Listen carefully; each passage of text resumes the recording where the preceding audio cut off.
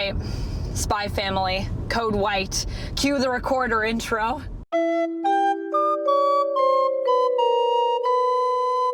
Honestly, this movie was so perfect. I'm so happy with it. I'm so happy that we got to see it in a theater as well with a bunch of families that were there to see it. It was really cute getting to see everyone, old and young, excited about this movie.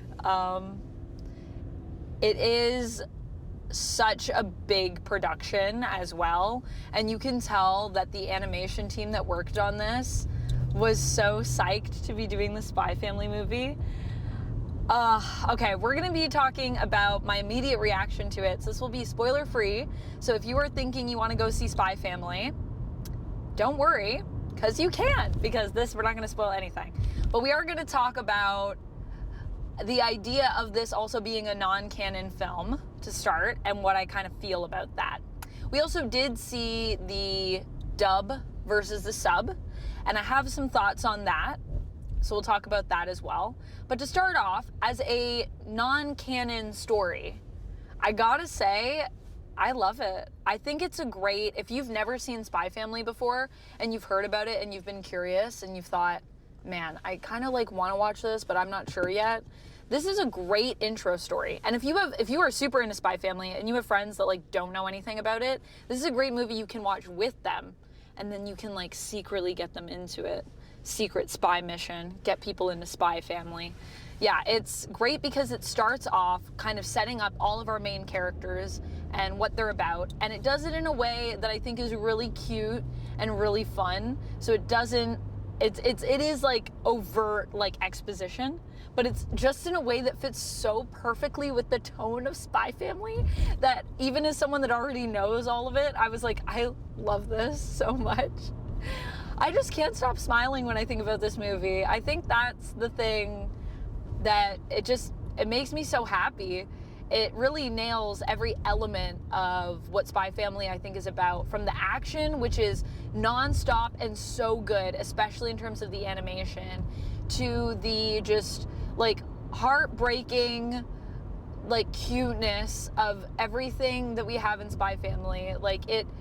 There's so many things when it comes to the family elements of the Forgers that make me like want to cry all the time when I watch an episode. There's always like a moment, I feel like, in every episode that we watch, Duck, where it's just like, we're like, oh, this is so exciting. And then at the same time, we're like, oh my gosh, I'm gonna cry. It's like, this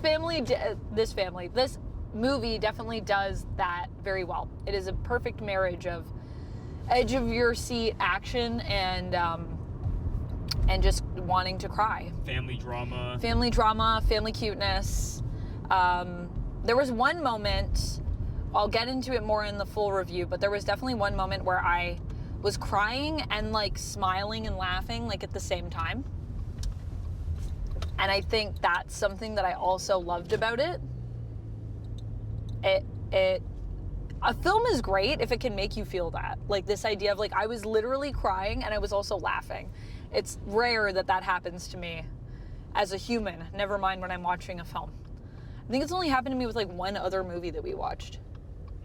I don't remember which one it was. I gotta go back to the reviews to find out. The other thing when it comes to the action and just the story in general is what I love is they are never afraid with Spy Family to write themselves into corners and then somehow get themselves out. Oftentimes in ways that I'm not expecting. There's a lot of stuff in this that I was like, oh, are we really gonna do that? Oh, we're really gonna do that. And I love when Spy Family does that because it's just so fun. And I love when they put characters in impossible situations where you can accept that like this could go so wrong that someone could perish. Of course, we know it's a non-canon film, so we also know that no one will. And I think it's really hard to capture that sense of stakes when you know that really there are no stakes because this can't affect the canon. But they're really good at still giving you that excitement, even though in the back of your mind, you're like, oh no, everyone has to be safe. Like, because that wouldn't make sense with the story.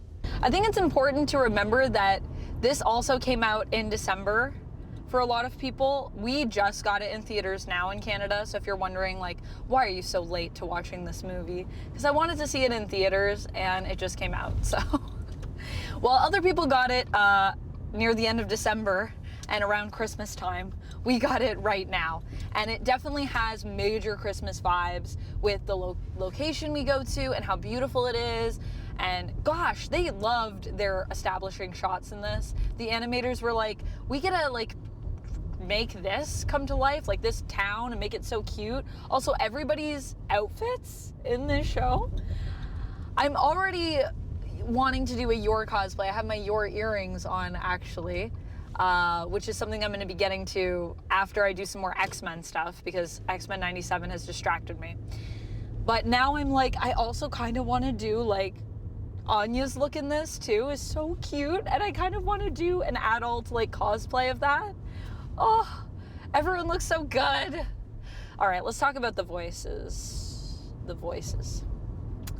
So we watched the dub, and if you've been here before, you may already know I am more of a sub person than a dub person. So I was a little disappointed that we'd have to watch the dub, but I'll probably watch the sub as well. But some people I did actually really like. I really liked Frankie's voice, who is the, what do we call him? He's like the guy that gets everything for Loid. And then we also have Yor's voice, I actually thought was pretty good. And the handler was pretty good. And I liked, what was the person called? Agent F or? Type F. Type F. I liked their voice as well.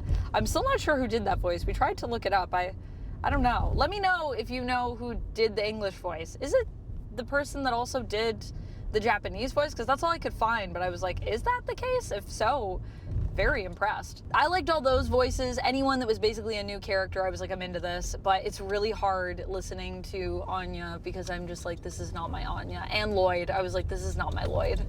This is not my thing. But everyone still did a really good job, and it didn't take me out of it too much. And I just had so much fun. There's so many cool sequences, cool shots, things that make you laugh until you cry.